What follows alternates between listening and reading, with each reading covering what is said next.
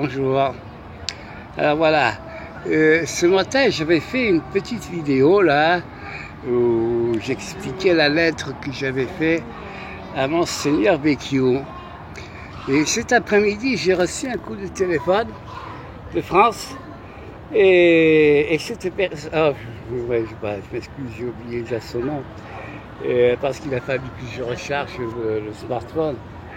Et il m'a posé la question en me disant qu'est-ce que vous voulez dire par et je demanderai au nom de Dieu que l'Église remette tout ce qu'elle retient depuis des siècles. Alors, j'avais déjà expliqué dans une vidéo ou deux avant ce que le pape avait fait. C'est un travail que j'ai fait moi pendant 18 ans et j'avais envoyé une lettre au pape François le 30 mai, et puis il a commencé à faire des choses, je vais expliquer.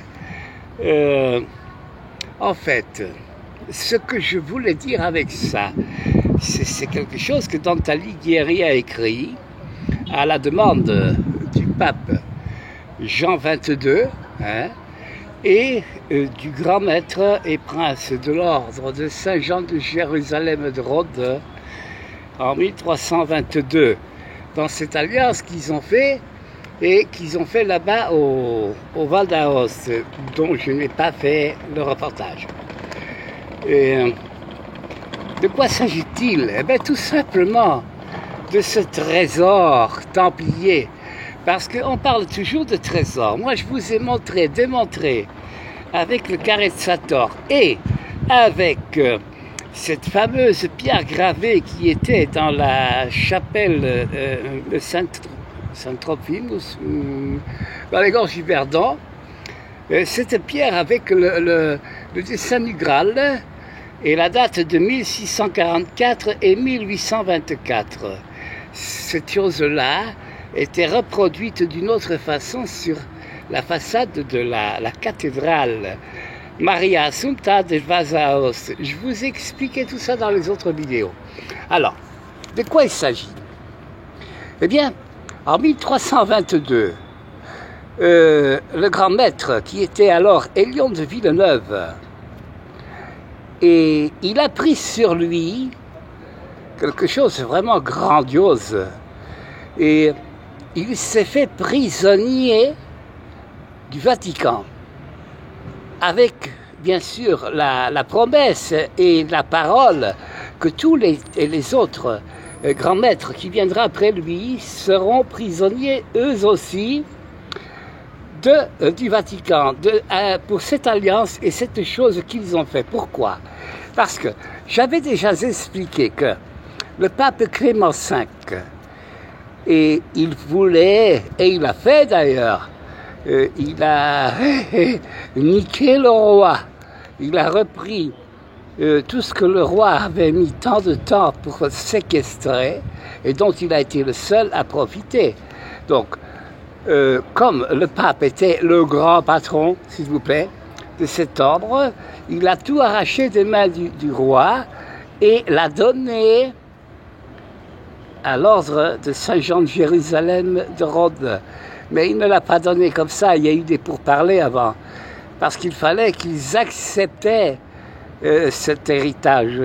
Donc ils l'ont accepté. Mais en acceptant cet héritage, ils ont aussi accepté des tas de problèmes, c'est-à-dire le paiement de cet héritage. Ensuite, le roi n'a pas hésité un instant à réclamer des sommes faramineuses pour soi-disant frais de justice et compagnie, mais quelle justice? Bon. Et cet ordre, qui n'était pas riche comme celui du temple, il s'est carrément mis sur la paille. Ils étaient sur leur cul, ils n'avaient plus une thune. Voilà, c'est ça la chose.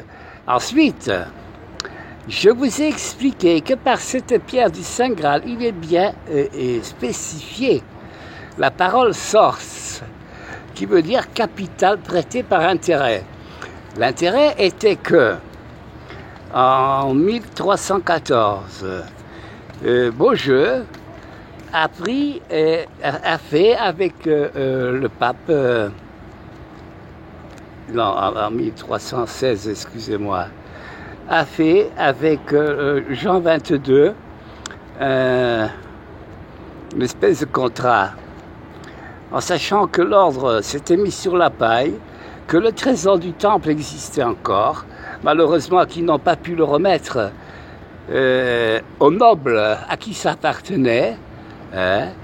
Ils l'ont prêté par intérêt à l'ordre de Saint-Jean de Jérusalem, puisqu'ils étaient carrément sur la paille, je le répète, et avec le fait qu'ils pouvaient s'en servir, qu'ils pouvaient le fructifier, pour se repayer de tous les frais qu'ils ont eus, mais que ça ne leur appartenait pas. Et vous voyez un petit peu l'honneur de ces chevaliers-là. Parce qu'aujourd'hui encore, ils sont là, ils veulent remettre ça à tout prix. Ça ne leur appartient pas. Élian de Villeneuve, dans cette affaire, a pris sur son honneur de garder l'honneur sauve des Templiers en acceptant cette mission. Vous vous rendez compte? Ils ont tout simplement voulu sauver l'honneur des Templiers, l'honneur qui a été bafoué de par ce roi qui les a arrêtés, qui les a fait torturer, qui les a assassinés pour les voler et rien d'autre. C'est ça, l'histoire. Malheureusement, je dois aussi dire que si ça a été retenu par Jean 22, c'est parce qu'il y a eu des malversations de la part des uns et des autres, que Jean 22, par ce fait, a voulu punir, en quelque sorte, ceux qui ont mal fait. Par exemple, mais moi, je ne suis pas là pour condamner qui que ce soit.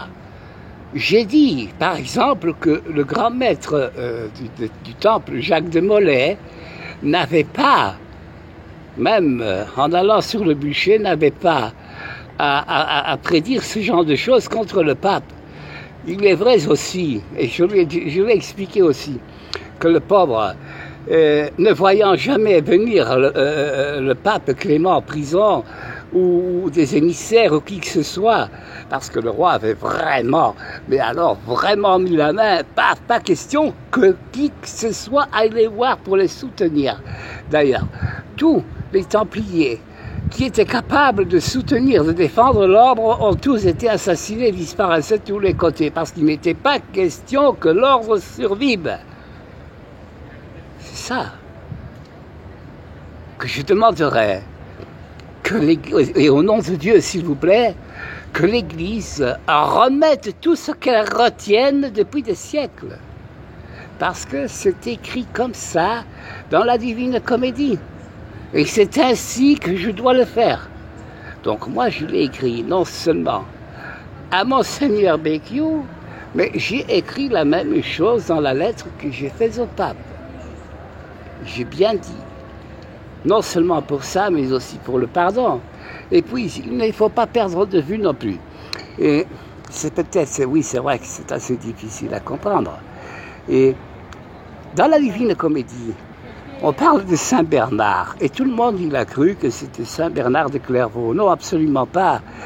J'ai expliqué qu'il s'agissait de Saint Bernard de Menton, qui était archidiacre au Val d'Aoste pour 40 ans. Et à sa mort, il était du côté de Novara. Et à Novara, eh bien, on a pris tout simplement son corps, on a séquestré son corps. Voilà. Et non, j'ai pas peur, je n'ai pas peur de la parole. Ils ont carrément séquestré le corps de Saint Bernard de Menton. Hein, et alors les touristes aujourd'hui, blabla. Et en 1964, il y a les chanoines du Mont Saint-Bernard, qui avec l'évêque d'Aoste de cette époque, et encore l'évêque de Sion, je crois, et même celui d'Annecy, je ne me rappelle plus bien, ils sont allés à Novara pour demander au chapitre de Novara de bien vouloir remettre le corps de Saint-Bernard de Menton pour qu'il puisse retourner en Suisse, là où où est sa maison, sa vraie maison? Et là, non, ils ont refusé et ils ont donné 3 petits morceaux d'os. Voilà.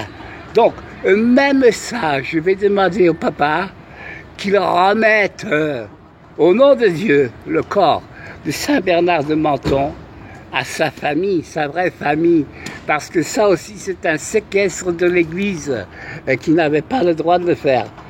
Hein?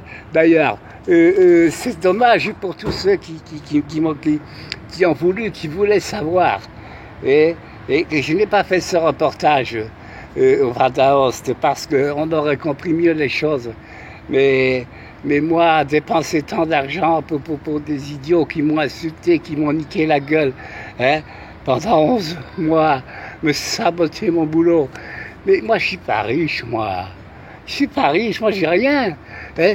Ouais, là, ici, je suis ici à Rome aussi. Je continue. J'ai pas une thune, j'ai 60 centimes en poche. Hein? Ben, alléluia, il y a des gens qui passent, qui me donnent 1 euro, et d'autres qui me donnent un morceau de pain. Voilà. Et je vis comme ça, alors que je ne devrais pas vivre comme ça. Hein? Mais j'ai fait la promesse. Et tous ces grands-là, qui sont passés pour des grands templiers, ben, ils vont être niqués jusqu'à l'os. C'est une promesse. Hein? Vous m'avez fait chier, vous allez voir ce qu'il va vous remettre lui. Alors voilà. C'est ça le fait que j'ai écrit. Qu'au nom de Dieu, je demanderai que l'Église remette tout ce qu'elle retient. Et le pape François a commencé, je l'ai dit aussi, il a appelé le roi Willem-Alexandre d'Hollande pour lui remettre le bâton de commandeur qui avait disparu en 1500 et quelque chose, parce que la famille Orange-Nassau, ils sont descendants des princes d'Orange en France. Hein? Et cette famille-là n'est pas de 1500, il est du 7e siècle que le roi de Germanie a remis ce bâton de prince. Je ne sais plus le nom du personnage, et je me ferai un plaisir de rechercher l'histoire pour vous l'expliquer.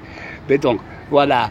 Et alors, il est allé voir après le pape, il est allé voir Monseigneur Béquiou. Je vous ai dit pourquoi.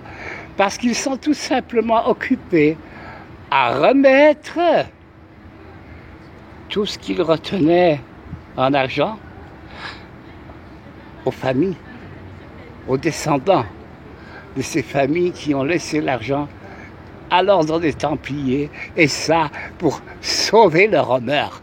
Hein? Alors, monsieur de Raffarin, hein? J'ai relevé l'ordre. Vous allez plus rigoler, mon ami. Non, mais moi je vous pardonne. Et malgré toutes les insultes, toutes les merdes que vous m'avez fait, je vous pardonne. Parce que c'est ça être chrétien. Toi, t'as continué à me niquer la gueule. Alors que moi, j'étais gentil. C'est pas grave, chacun aura sa récompense. Alors tu vois là derrière, là, mais on voit pas le vent. Ça, c'est le drapeau des chevaliers et du Saint-Sépulcre, un des 3 ordres qui est encore officiel et dans cette histoire-là. Allez, moi je vous laisse, j'espère avoir répondu maintenant à ta demande, mon ami, mais il faut suivre les vidéos. Et je ne pouvais pas faire une vidéo de 3-4 heures ou 10 heures pour expliquer l'histoire, donc c'était par morceaux. Hein? Ok, j'arrive à l'heure là, sinon je ne la passe plus. Ciao, à la prochaine. Ciao, ciao.